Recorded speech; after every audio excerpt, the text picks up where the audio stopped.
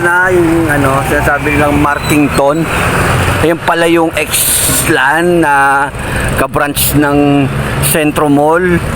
Kaya nga X-Lan ang tinawag. Ito na mismo yun, no? Kita niyo may SSS. May Pag-ibig dyan sa loob, handyman. Kaya nandito na tayo. Lalakaran natin ang ating pag-ibig, pag-ibig, pag-ibig! Woo! Guys, andito na tayo ngayon sa Marikina Sports Center.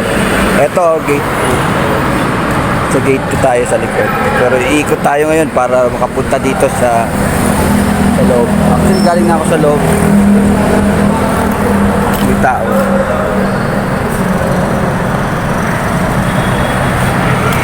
Kalalabas ko lang. Dapat pala na video ko, no? Woo! Maya uli. Yo, dito na tayo mismo. Sa puso ng Marikina City. Ayun na mismo, Marikina City. At andito ang Amang Rodriguez, yung hospital. And Marikina Diagnostic Hospital, magkatabi lang yun. Dito na tayo sa puso ng Marikina. Bakit di pa natin lubusin? Kasi minsan lang tayo makapunta rito sa Marikina. Kaya idinala ko na kayo sa video, guys.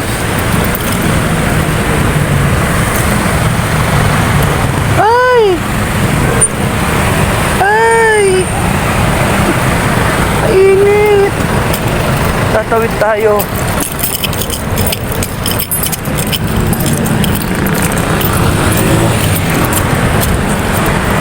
Kakain muna tayo, guys. Ito pala yung pinakaano. Likod pala yung kanina.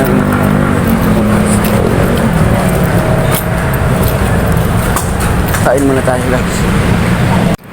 Guys, dito nga tayo sa Marikina. Naglalakad-lakad sa gitna ng init at pinapamilyarize ang lugar. Pero sa pag-ikot ko, dito pala yung crime shield. Dito rin pala yung nahanap ko agency sa branch ng Markington. Yung mall pa lang yun, andun lang Pag-ibig tsaka SSS.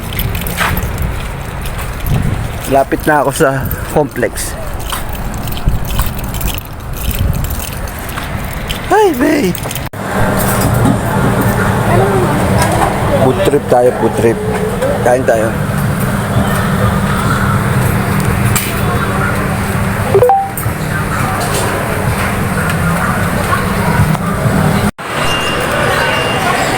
Sa kabaan ng Marikina, ito yung palengke nila. At lagi ko ito pinupuntan dati. Ngayon, tagal ko na bago makabalik. Kung wala lang siguro ako nilakad sa Pag-ibig SS, hindi rin ako pupunta rito ng walang reason. So ako, wait, tapos na kumain.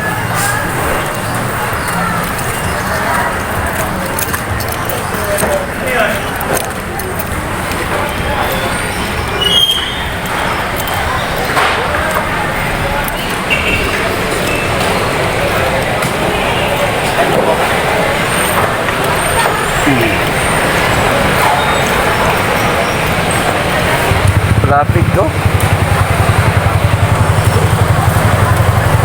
Tawid tayo.